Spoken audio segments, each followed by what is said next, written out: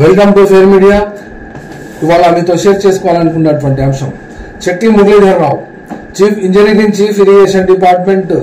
ఆయన ఇండ్లపై, ఆయన బంధువుల దగ్గర, ఆయనకు చెందినటువంటి ప్లాట్స్, ఇండ్లు, అవన్నిటి మీద కూడా ఏసీబీ అవినీతి నిరోధక శాఖ దాడి చేసి అవన్నిటినీ కూడా స్వాధీనం చేసుకుని ఆయనను అరెస్ట్ చేసినట్లు నిన్న ప్రకటించారు ఏసీబీ డిపార్ట్మెంట్ వాళ్ళు. అయితే ఇక్కడ గత 11వ తేదీ నాడు మేము చేసినటువంటి వీడియో ప్రకారంగా అసలు ఈ కాళేశ్వరం మీద కంప్లీట్గా డీటెయిల్గా వీడియో చేసినప్పుడు అందులో కూడా వచ్చినటువంటి అంశాలలో ఇప్పుడు మొట్టమొదటిసారిగా తెలంగాణ వ్యాప్తంగా ప్రభుత్వం అంతా కూడా అది కాళేశ్వరమా కూలేశ్వరమా అని మంత్రులు చెప్పిన తర్వాత దానిపై పీసీ ఘోష్ కూడా ఇప్పుడు ఈ నెల చివరిన తన యొక్క ఎంక్వైరీ రిపోర్టును సబ్మిట్ చేయబోతున్నటువంటి పరిస్థితులలో ఇప్పుడు ఈ చీఫ్ ఇంజనీర్ ఇంటిపై దాడి చేసి ఆయనకు సంబంధించినటువంటి lands, villas, plots, apartments, gold, bank assets, fixed deposits ఇవన్నిటినీ కూడా ఏకకాలంలో మోకిలా, హైదరాబాద్ అవుట్స్కట్స్ లో ఉన్నటువంటి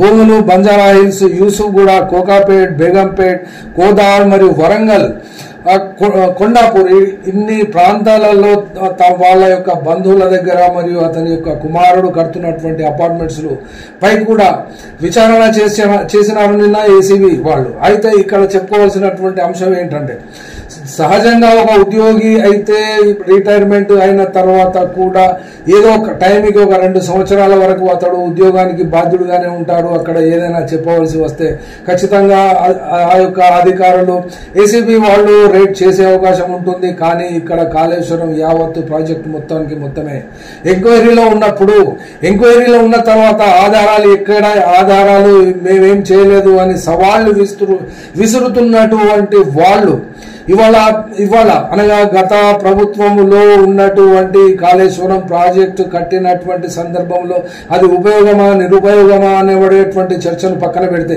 అందులో పడనే అవినీతి ఉన్నది ఖచ్చితంగా అని ప్రభుత్వము నమ్మిన తర్వాత కమిషన్ ఏర్పాటు చేయడం జరిగింది. ఆ కమిషన్ ఏర్పాటు చేసిన తర్వాత వాళ్ళు పీసీ ఘోష్ బెంగాల్ నుంచి రావడం, ఇక్కడ ఎంక్వైరీ చేయడము, ఆ రిపోర్టు సబ్మిట్ చేయనప్పుడు ఇప్పటి వరకు అయితే ఈ యొక్క బీఆర్ఎస్ పార్టీకి సంబంధించినటువంటి నాయకులు మరియు కేసీఆర్ స్వతహాగా కూడా ఈ యొక్క ఎంక్వైరీ మీద, ఈ యొక్క అసెట్స్ మీద ప్రభుత్వము చేస్తున్నటువంటి విచారణ పట్ల తమ యొక్క వ్యతిరేకతను వ్యక్తపరుస్తూనే ఉన్నారు. కానీ ఇక్కడ ఈ మురళీధర్ రావు ఇంటిపై చేసినటువంటి దాడి డిస్ప్రపోర్షనేట్ అసెట్స్ కేసు అయితే నమోదవుతుంది ఏసీబీ రేట్ చేసినప్పుడు. కానీ ఇక్కడ ఒక ఉద్యోగి చేసినట్లు చెప్పబడుతున్నట్లు ఆయనకు వచ్చేటువంటి జీతము 30 సంవత్సరాల నుండి 35 సంవత్సరాలు సర్వీస్ చేసే సంవత్సరానికి నెలకు 1 లక్ష రూపాయల చొప్పున జీతం వేసుకున్నా కూడా యావరేజ్ గా అది 3-4 కోట్ల కంటే ఎక్కువ ఉండే అవకాశం ఉండదు. అందులో కూడా ఫ్యామిలీ ఖర్చులు తీసివేయాలి, పిల్లల పెళ్లిళ్లకు తీసివేయాలి, ఇండ్లు కట్టుకుంటే తీసివేయాలి, లోన్లు తీసివేసిన తర్వాత మిగిలినటువంటి డబ్బు నెట్ అందులో ఆ లెక్కలు తీసినటువంటి ఆ పరిధి లోపట గనక ఉన్నట్లయితే ఆ కేసు ఈ యొక్క ఏసీబీ కోర్టులో న్యాయస్థానంలో నిలబడదు. కానీ ఇక్కడ 200 కోట్లు అని ఏసీబీ అధికారి హైదరాబాద్ లో ఒకరు చెప్తే ఈ పత్రికలో, ఇక్కడ ఆంధ్రజ్యోతి పత్రిక ఈ యొక్క హెడ్ లైన్స్ లో ప్రచురించింది ఈ వార్తను. ఇందులో కూడా చెప్పబడినటువంటి అమౌంట్, టోటల్ ఆస్తుల యొక్క విలువ 500 కోట్ల పైనే ఉంటుంది అని చెప్పడం వలన ఇక్కడ ఎట్టి కోశాన కూడా ఈ యొక్క officer Muralidhar Rao, engineering chief, రేపటికైనా 10 సంవత్సరాలు పడుతుంది కేసు కనీసానికి.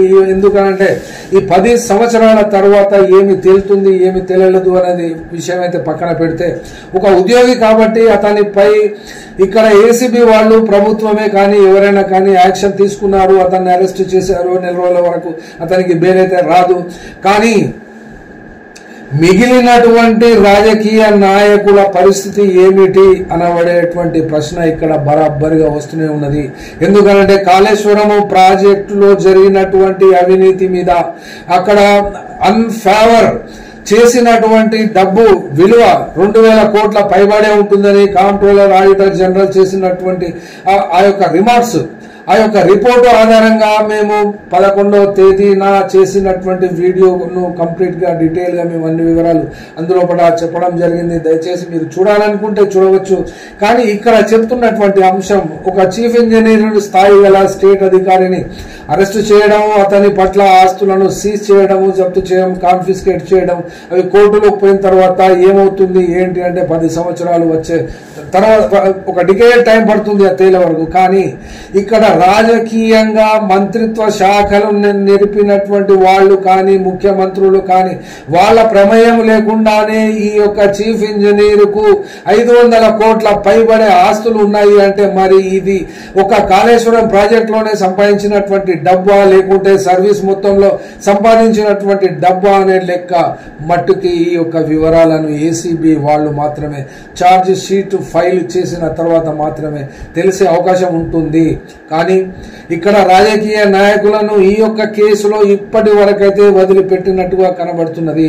కానీ వచ్చేటువంటి రోజుల్లో ఈ యొక్క వారాంతానికి ఈ నెల ఎండింగ్ కల్లా ఆ పీసీ ఘోష్ రిపోర్ట్ ఇస్తే ప్రభుత్వం ఏం చేయబోతుందనేటువంటి విషయం అప్పుడు స్పష్టంగా అది ఒక క్లారిటీగా వచ్చే అవకాశం ఉంటుంది. కాబట్టి మళ్ళీ ఆ యొక్క విషయాలతో మళ్ళీ మీ ముందుకు వస్తాం. Thank you. ఫెయిర్ మీడియాకు స్వాగతం. మా ఛానల్ను సబ్స్క్రైబ్ చేసుకోండి మరియు మా వీడియోలను చూడండి. ప్రతి అప్డేట్ల కోసం బెల్ ఐకాన్ను ఆన్ చేయండి.